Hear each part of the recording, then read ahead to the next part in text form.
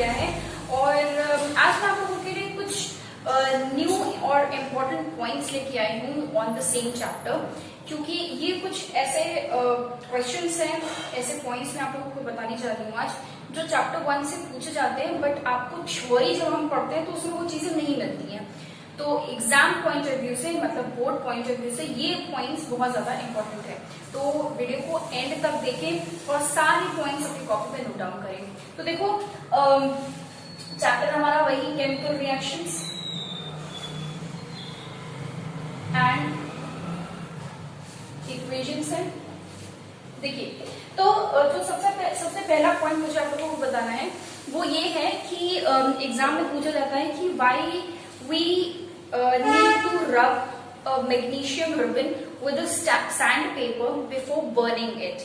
Magnesium ribbon को sandpaper से क्यों रब किया जाता है? उसको जलाने से पहले, उसको बर्न करने से पहले। आप लोगों ने ये रिएक्शन देखा होगा कि magnesium ribbon is burned in presence of oxygen to form magnesium oxide which is a white colored का पाउडर। तो ये क्यों, ये प्रोसेस, ये रिएक्शन करने से पहले मैग्नीशियम रिबन को सैंड पेपर से साफ किया जाता है। क्यों? तो देखो, इसलिए किया जाता है बिकॉज मैग्नीशियम एक मेटल है और एक रिएक्टिव मेटल है, तो it reacts with the oxygen in the surrounding और ऑक्सीजन के साथ रिएक्शन करके वो मैग्नीशियम ऑक्साइड की एक लेयर बना लेता है। तो जब आप उसको बिना रख के अगर आप उसको जलाओगे तो मैग्नीशियम बर्न नहीं होगा, मैग्नीशियम ऑक्साइड जो है वो मैग्नीशियम को बर्न होने नहीं देगा। So that is why we use a sandpaper, we rub the magnesium ribbon ताकि वो जो ऊपर की जो मैग्नीशियम ऑक्साइड की लेयर है उसको हम हटा सकें।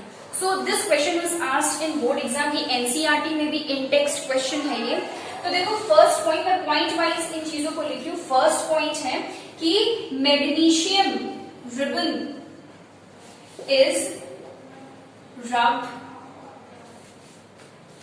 with सैंडपेपर यूज किया जाता है, sandpaper before burning to remove the layer of magnesium oxide. Magnesium oxide की लेयर को रिमूव करने के लिए हम मैग्नीशियम के रिबन को रब करते हैं। ये हो गया हमारा पहला पॉइंट। नेक्स्ट पॉइंट देखिए, आप लोगों ने देखा होगा कि जो फायर फ्लाइज होती हैं, यानी कि जो जुगनू होते हैं, वो देखो रात में कितना अच्छे से जगमगाते हैं। तो क्वेश्चन ये है कि ये जो लाइट आती है ये कहाँ से आती है? तो देखो, जो फायर फ्लाइज होते हैं उसमें एक प्रोटीन होता है कॉल्ड ल्यूसिफरीन। ठीक है, मैं स्पेलिंग अभी लिख दूंगी। तो ल्यूसिफरीन नाम का एक प्रोटीन होता है। तो फायर फ्लाइज में ये प्रोटीन ऑक्सीडाइज होता है inside their body. So when this protein is oxidized in this reaction, light energy release होती है as a product। मतलब कि ये जो ल्यूसिफरीन का oxidation is an exothermic reaction जिसमें कि लाइट रिलीज होती है जो कि हमें जगमगाती हुई दिखती है। तो क्वेश्चन में ये पूछा जाता है कि why do fireflies produce that light? तो आपको वहां पे लिखना पड़ेगा because of the protein luciferin which gets oxidised and in this reaction light energy is released.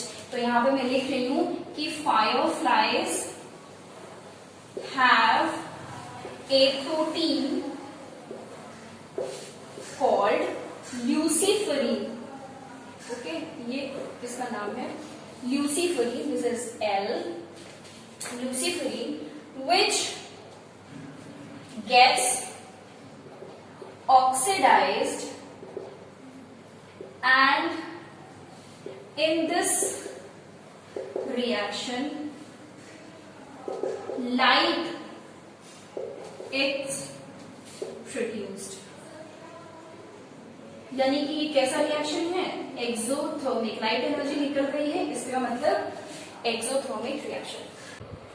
तो देखो, थर्ड पॉइंट में हम लोगों ने डिकम्पोजिशन रिएक्शन किया था, जिसमें मैंने आप लोगों को सिल्वर क्लोराइड के एग्जाम्पल बताया था। When silver chloride is kept into sunlight, it decomposes into silver and chlorine gas. तो यानी कि जैसे ही सिल्वर क्लोराइड सनलाइट के कांटेक्ट में आएगा वैसे वो डिकम्पोज हो जाएगा। तो इसीलिए सिल्वर क्लोराइड को डार्क बॉटल्स में रखा जाता है ताकि सनलाइट का उस पर कोई इफेक्ट ना हो सके, मतलब सनलाइट से उसको बचाया जा सके। क्योंकि अगर आपने कहीं पे सिल्वर क्लोराइड बना के रखा हुआ है तो जैसे उस पर सनलाइट पड़ेगी वैसे ही वो डिकम्पोज होना शुरू कर देगा। इसीलिए टू प्रिजर्व सिल्वर क्लोराइड हम लोग उसको डार्क बॉटल्स में रखते हैं। Silver chloride is kept in dark bottles to protect its reaction, या ये लिख लो, to protect its decomposition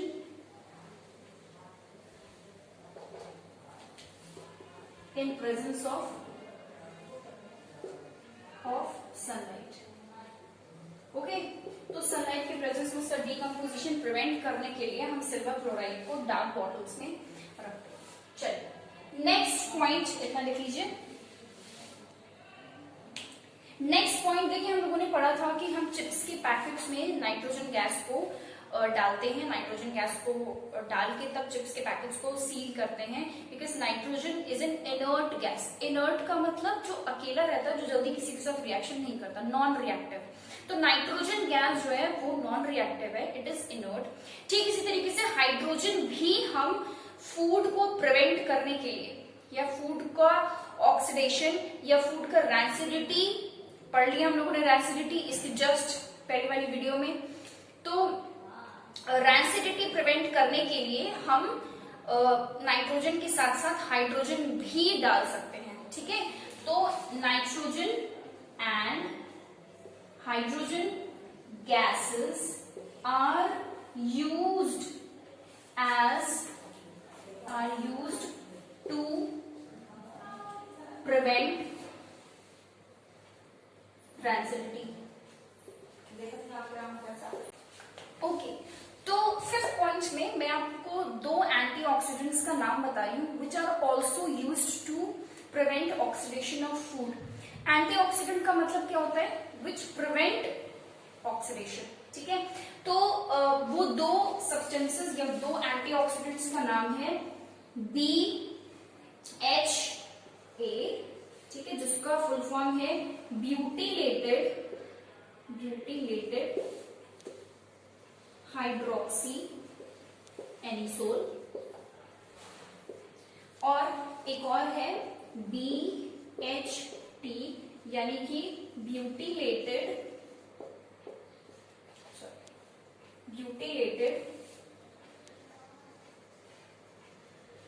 hydroxy toluene. ठीक है, so these are the two antioxidants. तो अगर आपके एग्जाम में क्वेश्चन आ जाएगा कि write two examples of antioxidants which are used to prevent food oxidation of food, तो आप इन दोनों का नाम लिख सकते हैं। लिख लें ये सारे पांचों पॉइंट्स को, उसके बाद फिर मैं आपको नेक्स्ट पॉइंट्स बताती हूँ। ठीक है, written these points. So the fifth point is about displacement reaction. तो sixth। तो देखो डिस्प्लेसमेंट रिएक्शन में हमने ये पढ़ा है कि these are the reactions in which a high reactive metal displaces a low reactive metal। ठीक है, पहले मैं एक्सप्लेन कर देती हूँ, then I will write the point। देखो CuSO4 aqueous state में हमने लिया था which was blue in color, and then we placed an iron nail into the solution। तो ये FeSO4 बन गया था aqueous which was green in color plus Cu solid state में। This was the reaction। तो इसमें Fe being high reactive displaces copper, copper को हटा देता, उसकी जगह ले लेता। यही था displacement reaction, very easy. Question ये है कि क्या ये रिवर्सिबल है? रिवर्सिबल मतलब अगर एक बार ये प्रोडक्ट्स बन जाए तो क्या ये जो प्रोडक्ट्स बनेंगे ये दोबारा रिएक्शन करके ये चीजें बना सकते हैं? ठीक है, मतलब कॉपर सल्फेट और आयरन का रिएक्शन करा के हमने ये बना लिया, क्या हम इन दोनों का रिएक्शन करा के दोबारा ये बना सकते हैं? The answer is no, because जब आप इन दोनों का रिएक्शन कराओगे तो कॉपर को डिस्प्लेस करना चाहिए आयरन को, which is not possible because iron is less reactive than because copper is less reactive than iron। तो कॉपर आयरन को डिस्प्लेस नहीं कर पाएगा, इसका मतलब कि रिवर्सिबल नहीं है. So this is one of the question that is asked कि displacement reaction are irreversible, why? तो इन दैट केस आप लिख सकते हो कि displacement reactions are irreversible because a low reactive metal can never displace a high reactive metal. ठीक है, तो यहाँ पे मैं लिख दे रही हूँ displacement reactions are irreversible because a low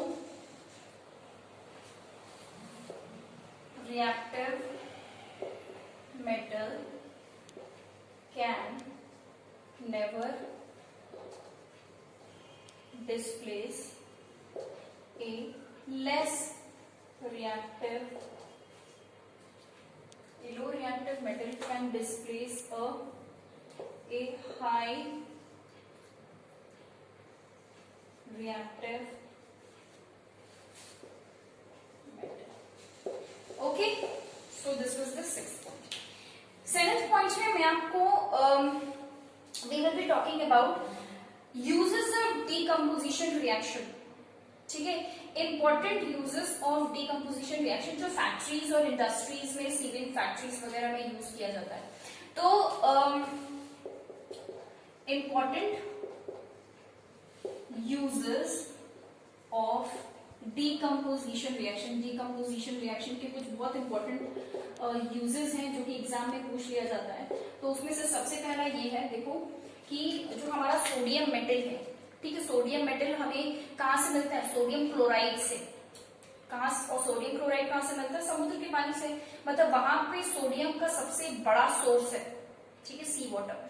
तो वहां से सोडियम क्लोराइड, नमक, सोडियम क्लोराइड हम लेके आते हैं और सोडियम क्लोराइड में से सोडियम निकाल लेते हैं. ठीक है, मतलब sodium chloride NaCl is broken into sodium Na and Cl2, मतलब क्लोरीन गैस. सोडियम Na और क्लोरीन गैस में उसको तोड़ दिया जाता है, डिकम्पोज किया जाता है यूजिंग इलेक्ट्रिसिटी.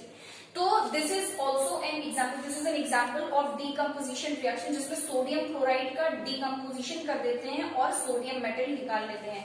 तो एक यूज तो इसका ये हो गया कि sodium metal is obtained from decomposition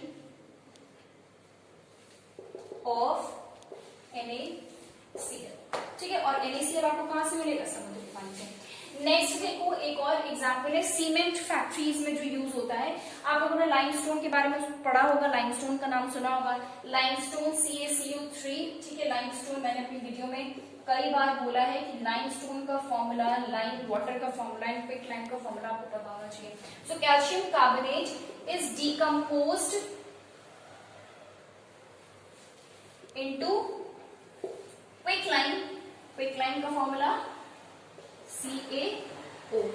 ठीक है, एंड कार्बन डाइऑक्साइड. तो ये जो क्विक लाइम जो निकलता है आपका, ये सीमेंट को बनाने में यूज होता है. ठीक है, तो कैल्शियम कार्बोनेट जो कि लाइमस्टोन है, मतलब चट्टाने कैल्शियम कार्बोनेट की बनी होती है, जो पत्थर होते हैं उसमें हम बॉम्बार्डिंग करते हैं और जब हम बॉम्बार्डिंग करते हैं तो वो डिकम्पोज हो जाता है into calcium oxide and carbon dioxide. इसका रिएक्शन ये होता है CaCO3, ठीक है, CaO प्लस कार्बन डाइऑक्साइड. तो this is what is used in the formation of cement. ठीक है, तो this is an example of decomposition reaction. देखो नेक्स्ट, देखो एल्यूमिनियम को एक्सट्रैक्ट किया जाता है. ठीक है, आप लोगों ने मेटलर्जी पढ़ा होगा. मेटलर्जी का मतलब मेटल्स का ऑब्टेन करना. तो हम मेटल्स का एक्सट्रैक्शन, तो एल्यूमिनियम मेटल को एक्सट्रैक्ट किया जाता है फ्रॉम बॉक्साइट ओर, और वहां पे भी हम डीकम्पोजिशन करते हैं बॉक्साइट ओर का और हमें एल्यूमिनियम मिलता है. This is also an example of decomposition reaction. तो aluminium is obtained by decomposition of bauxite ore. ठीक है, ओर से मेटल को एक्सट्रैक्ट किया जाता है तो बॉक्साइट ओर का डिकम्पोजिशन करते हैं एल्यूमिनियम ऑब्टेन करने के लिए। यहाँ पे भी इलेक्ट्रोलिटिक डिकम्पोजिशन होता है इलेक्ट्रिसिटी की हेल्प से, जिसमें हम इलेक्ट्रोलाइट वे बहुत सारी चीजें लेते हैं। बॉक्साइट होता है मतलब जो ओर है वो होता है इलेक्ट्रोलाइट में। एक और चीज होती है जिसको हम बोलते हैं cryolite, it is also taken as electrolyte. उसमें थोड़ा सा हम फ्लोरस्पार यूज करते हैं। थोड़े से अजीब लग रहे होंगे ये वर्ड्स सुनने में, बट हायर क्लासेस में आपको ये सारी चीजें पढ़नी है। तो फिलहाल अभी के लिए उन सब चीजों का कोई यूज नहीं है, बस मैंने आप लोगों को बता दिया ना। फोर्थ देखिए,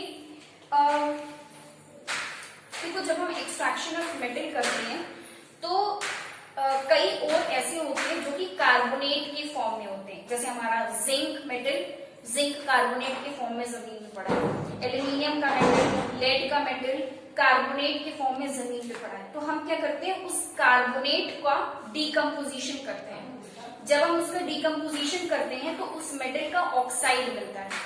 उस मेटल के ऑक्साइड से फिर हमको फाइनली मेटल मिल जाता है। मतलब ये वाला जो प्रोसेस है ये भी आपका डिकम्पोजिशन का ही एग्जाम्पल है, ठीक है। एक्सट्रैक्शन ऑफ मेटल में पढ़ाया जाता है ये, और आप लोगों को क्लास 10th में ही मैं ये टॉपिक पढ़ाऊंगी, extraction of metal 3rd chapter में। तो वहां पे हम इसको डिटेल में पढ़ेंगे। फिलहाल के लिए देखो होता है जैसे फॉर एग्जाम्पल कि मुझे मैं पहले एक्सप्लेन कर देती हूँ, then I will write it down. जैसे फॉर एग्जाम्पल मुझे जिंक का एक्सट्रैक्शन करना है और मैंने देखा कि जमीन में भाई जिंक अकेला तो मिलेगा नहीं कि उठाए और चल दिए, तो जिंक किसी न किसी के साथ मतलब मिक्स करके पड़ा होगा। तो अगर जिंक कार्बोनेट के फॉर्म में है, मतलब जो जमीन से आपने निकाला है उसमें जिंक है तो, पर जिंक कार्बोनेट के फॉर्म में है, तो हम क्या करते हैं उसको हीट कर देते हैं। जब हम उसको हीट करते हैं तो जिंक ऑक्साइड बनता है और कार्बन डाइऑक्साइड बनता है, CO2, ठीक है, कार्बन डाइऑक्साइड बनता है। अब ये जो हमारा जिंक ऑक्साइड बना है, इसको जिंक ऑक्साइड का रिएक्शन उसके बाद हम कार्बन के साथ कराते हैं और हमारा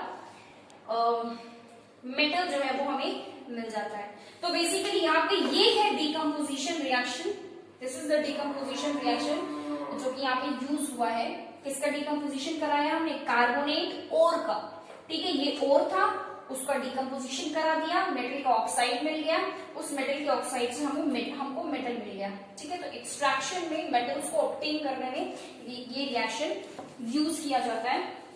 तो ये मैंने एक्सप्लेन कर दिया है, थोड़ा सा इसको और डिटेल में इसको और डिटेल में हम चैप्टर 3 में पढ़ेंगे, वहां पे और क्लियरली समझ में आ जाएगा। तो यहाँ पे मैं लिख ले रही हूं कि carbonate ores are heated to form metal oxides which